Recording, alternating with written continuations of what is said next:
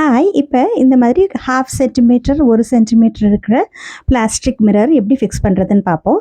இப்ப இதில வந்து இந்த மாரி ஒரு 3 டாட் நீங்க ஸ்டார்ட்டிங் பிகினர்ஸா இருந்ததுன்னா, இந்த மாரி பண்ணிக்கோங்க. ஸோ இந்த மாரி ஒரு ட்ரையாங்கிள் ஷேப்ல ஒரு ஃப்ரேம் ஃபர்ஸ்ட்டு பண்ணிப்போம். இப்ப இந்த பாயிண்ட்ல இப்படி எடுத்துக்கிறேன். எடுத்துட்டு, அடுத்து இந்த பாயிண்ட்ல ஒரு சின்ன ஸ்ட்ரிட்ச் இந்த மாரி போட்டுட்டு, கீழ இன்னொரு சின்ன ஸ்டிச். இப்போ நம்ம ஃப்ரேம் பண்ணிகிட்ருக்குறோம். ஸோ மிரர் ஃபிக்ஸ் பண்ணுறதுக்கு எப்போதும் ஃபஸ்ட்டு ஒரு ஃப்ரேம் பண்ணிக்கிறது.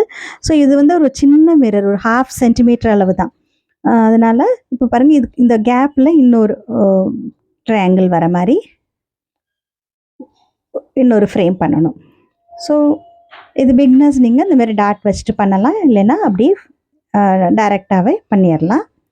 ஸோ இந்த ஃப்ரேம் வந்து ரொம்ப இம்பார்ட்டன்ட். எவ்வளோ தூரம் நம்ம வந்து அந்த மிரர் துணியோட ஃபிக்ஸ் பண்ணுறோமோ அவ்வளோ நல்லது. ஸோ இப்போ நான் இது வந்து 4 ஸ்ட்ராண்ட்ஸ் நூல் எடுத்திருக்கிறேன். ஸோ இப்போ பாருங்கள் நிறைய இடத்துல நம்ம ஃபிக்ஸ் பண்ணிட்டோம். ஸோ இப்போ பார்த்தா ஒரு ஸ்டார் மாரி ஒரு லுக் இருக்குது பாருங்கள். இப்போ நான் இது மிரரோட அவுட்டர் லைனில் எடுக்கிறேன். எடுத்துட்டு சென்டரில் இந்த மாதிரி ஒரு ஸ்பேஸ் இருக்குது பாருங்கள். அது உள்ளே இருந்து வெளியில் நீடில் இப்படி எடுக்கணும். பார்த்தீங்களா? நீடில் எடுக்கணும். நூல் வந்து லெஃப்ட் சைடில் இப்படி பிடிச்சிக்கோங்க. ஒவ்வொரு தடவையும் சென்ட்ரல்லேருந்து வெளியில் எடுக்கணும். ஸோ இப்போ நான் நிறைய தடவை ஃபிக்ஸ் பண்ணிட்டேன். அதோட 4 ஸ்ட்ராண்ட்ஸ் நூல் எடுத்துருக்கிறதுனால திருப்பி நம்ம துணியில் ஃபிக்ஸ் பண்ணணும்னு தேவையில்லை. இதே இது கொஞ்சம் பெரிய சைஸாக இருந்ததுன்னா துணியில் ஃபிக்ஸ் பண்ணணும். அதுவும் நான் அடுத்த வீடியோவில் உங்களுக்கு காமிக்கிறேன். அந்த 1 சென்டிமீட்டர் இருக்கிற பிளாஸ்டிக் மிரர் பண்ணுறப்ப காமிக்கிறேன்.